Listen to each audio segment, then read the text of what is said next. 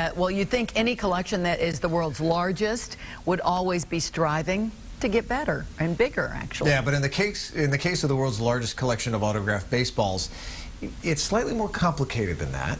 And Fox 13's Evan Axelbank reports from the Museum of History in St. Pete.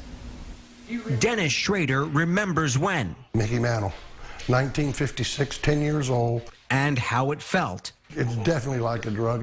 To fall in love. Usually it's something that's signed, like that's a special thing. Over decades as a baseball fan, he collected autographed baseballs in person, at memorabilia shows, or even just writing to a ball player and asking nicely. I had all these baseballs, and, you know, and that's how it started. And here's how it's going.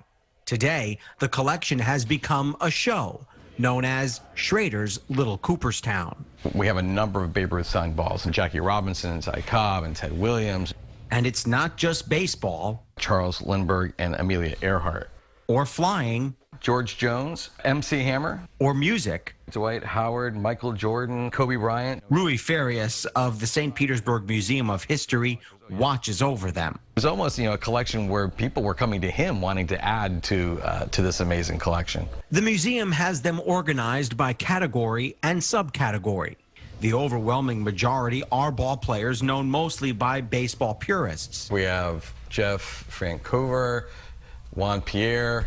But there are also Hall of Famers, celebrities, presidents. Richard Nixon, Gerald Ford, Jimmy Carter. And even a dictator. One of the most unique balls of this collection is this ball signed by Fidel Castro. The obvious question is how many signed baseballs are here? The answer is in the front of the museum, right here, 4,999. And they're not going to put out number 5,000 until they find the perfect person to sign one. Somebody that you would look at this autograph and just go, holy cow, how did they get this? He says plans were in the works to bring Tom Hanks here to do a press conference to sign ball number 5,000, which would have gone perfectly with their section of real-life League of Their Own ball players. But COVID scrapped those plans. That means balls in waiting will have to wait. And now they'll have one more.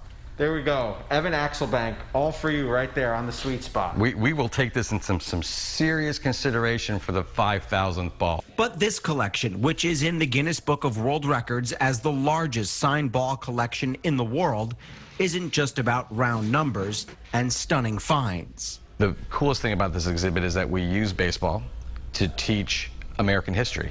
Indeed, they have an illustrated arc of American history, with signed baseballs leading you all the way through. We talk about Joe DiMaggio's streak, the same time of the era of World War II, and have, balls signed by the pilot Enola Gay. I mean, we have everything from that to Neil Armstrong's signature.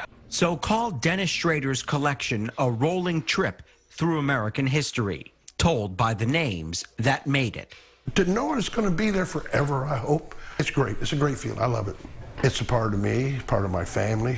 These balls can't talk, but you can spend hours telling stories. Chubby Checker, Fats Domino, B.B. King, the king of rock and roll, Elvis Presley, Carl Lewis, Michael Phelps, Joe DiMaggio, and Marilyn Monroe.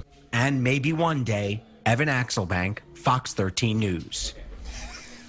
Oh, he belongs on that wall for sure. Dennis Schrader's collection has been donated to the museum permanently, but he still stops by to add a few baseballs. He also collects T-shirts, action figures from TV shows.